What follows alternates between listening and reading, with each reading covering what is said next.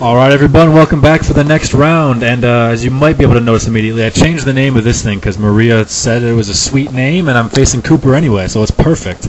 Anyway, Scyther is weak to Stealth Rock, so I'm going to put that up, and I'm not afraid of what it can hurt me with.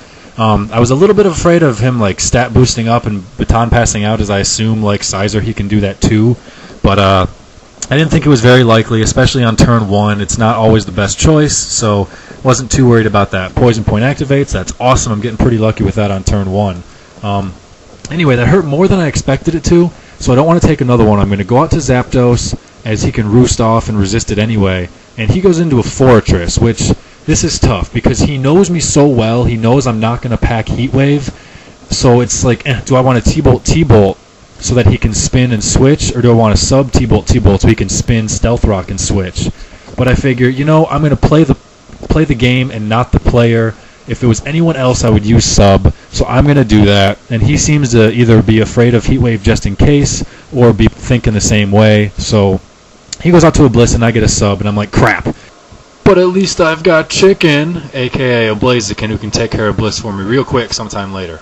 Normally, guys, I say never waste a good sub, but in this case, the emphasis there is on good, and this is not a good sub. So he's not going to use T-Wave on me now, which I'm slightly afraid of, and I'm going to go out to my Bliss counter immediately, despite having the sub up. So I go out to Blaziken, and he's going to hit me with a Charge Beam, which gets me a little thinking, like, Charge Beam, Ice Beam, that used to be common back in the day. Maybe he's got Calm Mind, which is, back in the day also, that was extremely fearful, but it's definitely making me think about, how Zapdos is going to relate to it later on in the match.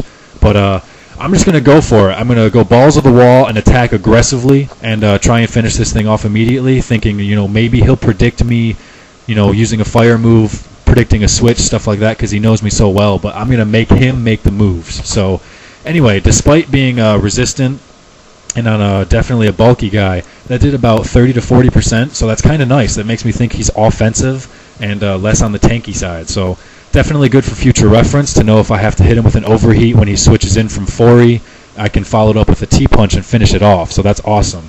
I am afraid of Ice Beam, though, in the fact that I don't want him thinking I'm going straight to Zapdos, as that's obviously a very good move. So I'm going to go to Melodic first. Excuse me. Frog in my throat. And then I'm going to go immediately to Zapdos as a double switch, as he's not going to Ice Beam Melodic. So I'd love to put a Confuse Ray on him just in case he started Calm Minding up. But obviously it's not going to work on own tempo. So anyway, in comes Zapdos, and he's just going to keep on surfing. Oh, JK! He figured he's not going to Ice Beam or Surf on Melodica and goes back out to Bliss again. So I'm like, oh, this sucks. I did a little bit of thinking, and I figured if it's got Charge Beam and got that boost, he might be Serene Grace. If he's Serene Grace, he's not Natural Cure. So maybe I can get a Parahax if I T-Bolt him once. I'm going to go for it. Get a little bit of damage. It's mostly just to stay in there for one turn, as I could potentially sub and Roost Saw him all day long with pressure out of his Charge Beams. So, it's a thought process. And I'm still slightly afraid of T-Wave or Toxic if he wanted to do that, expecting Blaziken to come back in. And I do have Aromatherapy on Bliss of my own. So, however, he did go for Charge Beam. He did get the boost. And therefore, because of the boost, I don't want to go to Blaziken immediately again either. So I'm going to go to a Bliss of my own, despite the fact that I'm trying not to use it. I'm trying to keep it hidden and, not have Bliss be the reason I'm winning these games. Although seeing Shadow Ball right there as another move is nice. I'm learning his set. I feel I had to go to Bliss here just to say, look, you're not going to accomplish anything. I'm not going to accomplish anything, so let's both switch out. So anyway, he reveals his last move, which is nice. So it's not Ice Beam, so Zapdos can really stay in there for quite some time, and Blissey definitely can stay in there indefinitely. So I'm no longer too afraid of how offensive that thing can be. It's really just going to be, can I get a hit off? And he switched up his predictions a little bit. I continued to attack aggressively, and bam! I smack Bliss with a superpower. I turn it into Vaporized Milkshake, as you guys can make a sandwich watching that go down. And awesome, awesome, awesome for me. The thing is gone. As much as people hate Bliss, guys, she wins games, and now I have one, and he doesn't. That's a huge turning point. So he either forgot about Life Orb or something, or he figured if I'm at -1 and I might be all physical, this is his chance.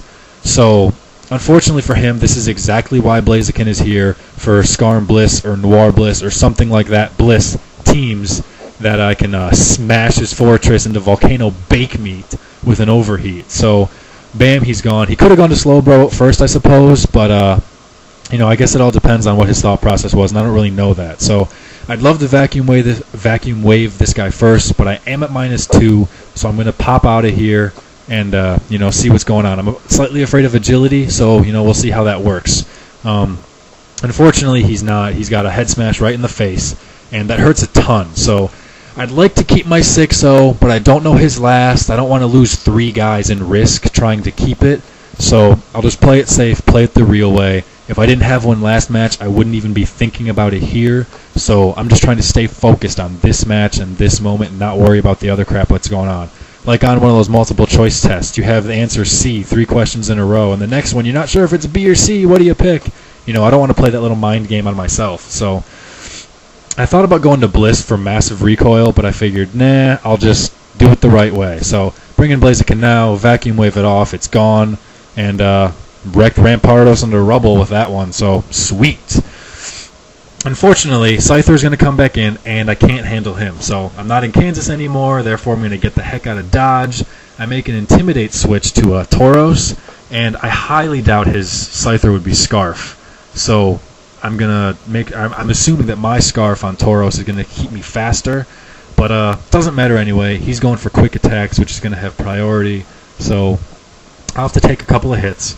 But he does have the Intimidate on, so it's only dealing about 70 points. So I take 2 hits, deal about 140 to me. I'm still at over half. I go for a double edge because it's my most powerful move, and I'm going to be locked into it. I know that Slowbro is going to come in after it. Again, I'm slightly afraid of the ghosts because of superpower and double edge, but he would have brought it in if he had one by now. So I know that it took about 30% from superpower, which was resisted, down to 90 base power, and this double edge is still up there at 180. The attacks are about the same, but I failed to factor in Life Orb on Blaziken that this guy doesn't have. So he's just going to slack off, stall, and recoil stall me out till I die, which, dang it, it's not going to work out. So I'm going to have to switch out. I don't want to go to Blaziken in case he does surf, and he's got too much hit points right now. I don't think T-Punch is going to KO from there. So I'm going to go straight out to Blastoise. Really? Blastoise? Why did I say Blastoise? To a Zapdos, and I'm not too afraid of Ice Beam. He hasn't shown it yet, despite the fact that he does seem to be offensive, so I guess I don't really know exactly how it's going on. So I'm going to roost up here just in case he does in fact survive one T-Bolt and goes for Ice Beam.